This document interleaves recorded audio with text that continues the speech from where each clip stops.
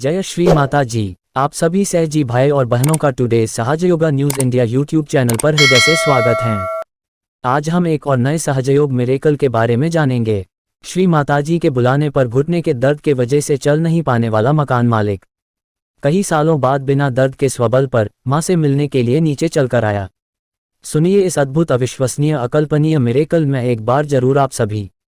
मेरा सबसे बड़ा सौभाग्य Vinayak Kalantri, Eternally Inspiring Recollections of Our Divine Mother Volume 1, 1982 से साभार।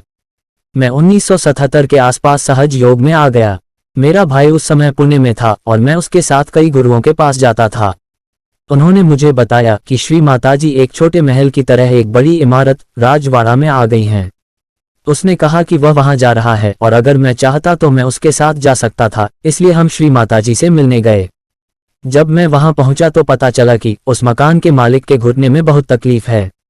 वह चल भी नहीं पाता था और हर वक्त वो घर की दूसरी मंजिल पर रहता था। इस घर का मालिक कहाँ है? श्री माताजी जब वहां आई तो उन्होंने पूछा। उस घर के किसी व्यक्ति ने कहा कि वह ऊपर है।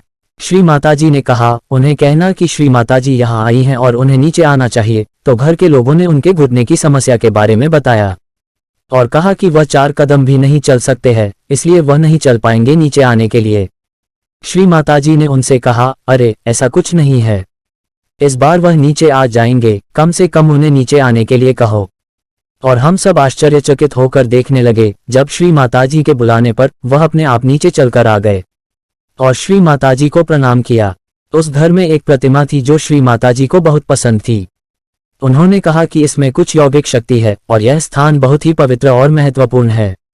हम वहां लगभग 20 लोग थे और हम में से अधिकांश मेरी तरह पहली बार श्री माताजी को देखने आए थे। श्री माताजी ने हमें हवन करने के लिए कहा और उन्होंने मुझे इशारा किया और हवन के लिए नाम और मंत्र देवी के 1008 नाम कहने को कहा। हमने श्री माताजी की पूजा भी की। श्री माताजी ने मुझे आत्म साक्षात्कार दिया। उन्होंने अपना हाथ मेरे माथे पर रखा और मुझसे बात की और मुझ पर बहुत मेहनत की। उस समय मुझे जो कुछ मिला और उनके मुझ पर काम करने के महत्व को मैंने महसूस नहीं किया। उन्होंने कहा, आपको आत्म साक्षात्कार मिल गया है, लेकिन अब मैं अपने जीवन के इस पड़ाव पर जानता हूं कि यह मेरा सबसे बड़ा सौभाग्य है कि मैं श्री माताजी से मिला। जय श्री माताजी।